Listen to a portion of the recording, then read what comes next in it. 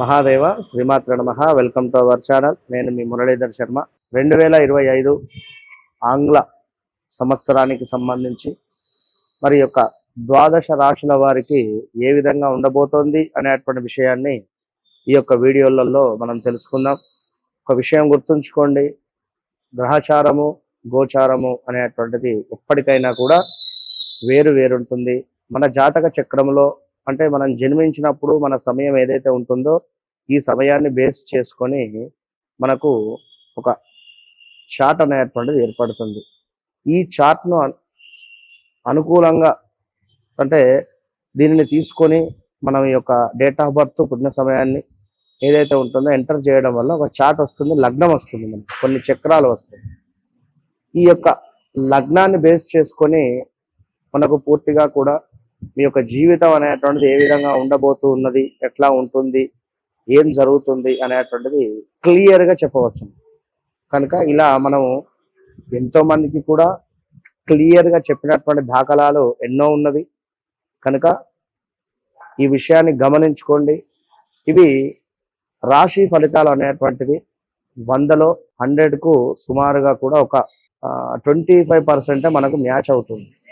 కనుక అయ్యో మేషరాశి వారికి బాగుందన్నారు, నాకేం బాగాలేదు అంటే మీ జాతకంలో ఇలాంటి గ్రహస్థితి నడుస్తుందో ఇది చాలా గమనించుకోవాల్సినటువంటి విషయం. కనుక వృశ్చిక రాశి అనగానే, మేషరాశి అనగానే, కుంభరాశి అనగానే మీకంటూ ఒక చార్ట్ అనేటువంటిది ఉంటుంది, ఒక లగ్నం అనేటువంటిది ఉంటుంది.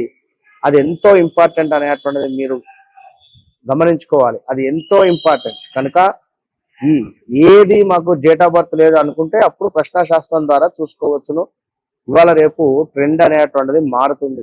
ఎందుకంటే మీ జాతకం లేకున్నా మీ యొక్క పిల్లల జాతకం నుండి అయినా కూడా నేను చెప్తాను అని చెప్తున్నా. అక్యురేట్గా జరిగింది, జరుగుతుంది, జరగబోయేది 100కు 100% కూడా నేను చెప్తాను అనేటువంటి విషయాన్ని మీరు గమనించుకోండి. మరి ముందుగా మేషరాశి. మేషరాశి మరి మేషరాశి స్త్రీ పురుషులకు అంతయు కూడా సామాన్యంగానే ఉంది. ఎందుకంటే ఏలనాటి శని అనేటువంటిది మీకు ప్రారంభం కాబోతుంది. కనుక ఎవరు మంచివారు ఎవరు చెడ్డవారు అనేటువంటిది మీరు చూసుకోవాలి. డబ్బులు ఉన్నాయి, ఎలా ఇన్వెస్ట్ చేయాలి, ఏమైనా ల్యాండ్ తీసుకోవాలా, ఏమైనా ఇల్లు తీసుకోవాలా, అపార్ట్మెంట్ తీసుకోవాలా, ఇలా తర్జన భర్జన అయ్యేటువంటి సందర్భం మీది. కనుక ఓపికగా ఉండండి.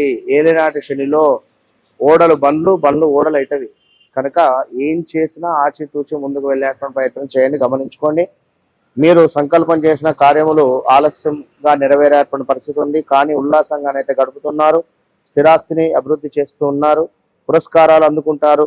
ఉద్యోగ ప్రయత్నములు ఫలిస్తున్నాయి. వివాహ ప్రయత్నములు జరుగుతాయి. ప్రముఖులతో పరిచయాలు ఏర్పడబోతున్నాయి. విదేశీ యానము అనుకూలంగానే ఉండబోతున్నది. కొన్ని అలవాట్లకు గురయ్యేటువంటి పరిస్థితి ఉంది. జాగ్రత్తగా ఉండండి. చెడు అలవాట్లకు దూరంగా ఉండండి. చేయ వృత్తి ఉద్యోగంలో కూడా అనుకూలంగానే ఉంది. వ్యవసాయ రంగంలో మొదటి పంట కొంత నష్టము వాటిల్లే పరిస్థితి ఉంది.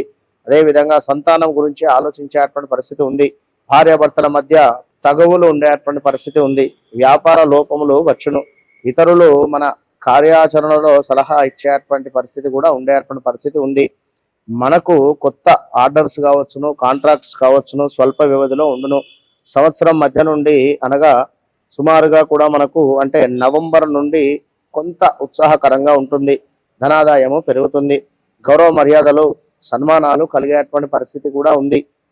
గతంలో చేపట్టినటువంటి పనులు పూర్తి చేసుకుంటారు.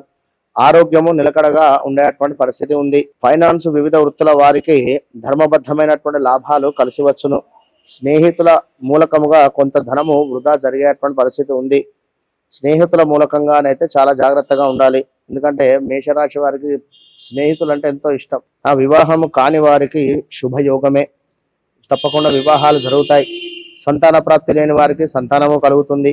పురుషులకు స్త్రీ మూలక లాభములు, అదేవిధంగా స్త్రీలకు పురుష మూలకంగా కూడా కొన్ని లాభాలు ఏర్పడబోతున్నాయి. సంవత్సర ప్రారంభంలో నిలిచినటువంటి పనులన్నీ కూడా పూర్తి చేస్తారు.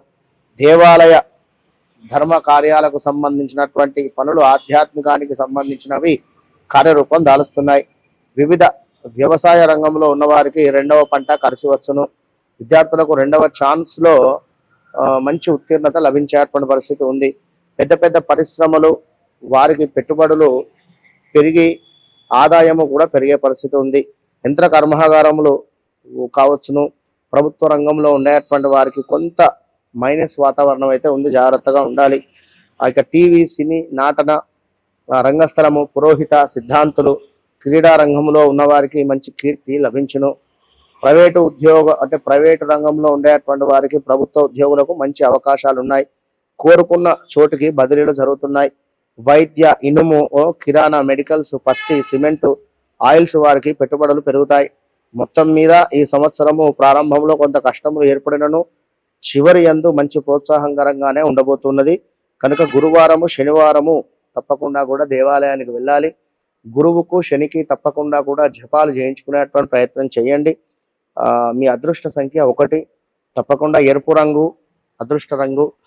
ఎరుపు ఆదివారము కూడా కొంత మీకు అదృష్ట రోజుగా చెప్పడం జరుగుతున్నది. కనుక గాతవారం అయినప్పటికీ కూడా అయినా కొంత భరణి నక్షత్రం వారికి గాతవారం. ఇది ఇక్కడ ప్రతి సంకటహార చతుర్థికి మనము నవగ్రహాల హోమాది కార్యక్రమాలు నిర్వహిస్తున్నాం. ఎందుకంటే కొంత ప్రతి విషయంపై కూడా అప్రమత్తంగా ఉండాలి. మేషరాశి వారు ఇంకా చూసుకున్నట్టయితే దాన ధర్మాలు చేసుకునేటువంటి పరిస్థితి, బంధుమిత్రుల వలన కొంత ఇబ్బందులు ఎదురయ్యేటువంటి పరిస్థితులు ఉన్నాయి. ఈ సంవత్సరంలో ఉద్యోగస్తులకు ప్రమోషన్స్, ట్రాన్స్ఫర్స్ ఉన్నాయి. అదేవిధంగా ఇంకా చూసుకున్నట్టయితే మనసునందు కొంత భయం ఉండబోతున్నది. ధనముకై ఇబ్బందులు కూడా ఏర్పడబోతున్నాయి. చేసే పనులందు కొంత నైపుణ్యముతో చేసుకోవాలి. ఇట్లా శిరోభారము, స్త్రీ మూలక ఇబ్బందులు ఇలాంటివి చాలానైతే ఉన్నవి ఈ యొక్క 2025లో.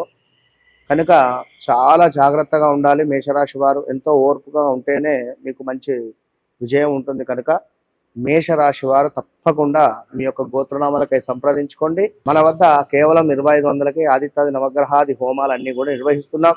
ఇది కేవలం 2500కే చేస్తున్నాం. సంవత్సరం పొడుగుతా కూడా ఉంటుంది. కనుక మీ గోత్రనామాలకై సమర్పించండి, మీ యొక్క గోత్రనామాలకై స్పందించండి. All the best.